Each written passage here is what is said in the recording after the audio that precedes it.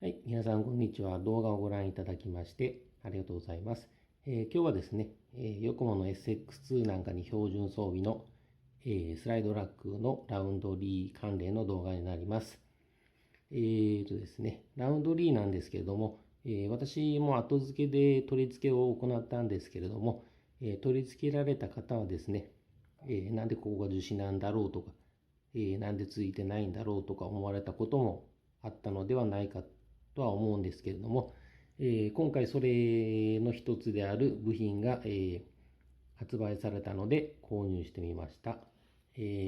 そちらの部品というのが、このアルミのサーボホーンになるんですけれども、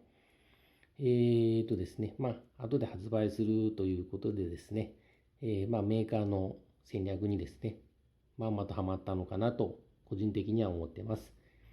メーカーからのですね、発表によればですね、こちらの商品のメリットとしまして、合成感がアップすることにより、操作性の向上ですね。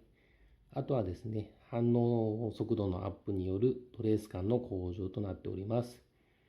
樹脂のサーボホーンですね。これは横もに限らずなんですけど、どうしても見た目がチープ感がありますし、ちょっと頼りない感じがしますのでですね、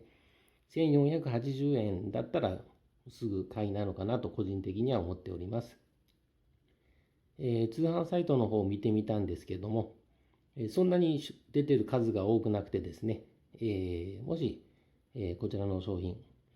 欲しいなと思われる方がおられましたら、売り切れる前に皆さんもご購入されてはいかがでしょうか。ですね、YD2 関連の動画ですね、今後も、こまめにアップしていきたいと思いますので、もしよかったらチャンネル登録の方よろしくお願いします。動画の方をご覧いただきましてありがとうございます。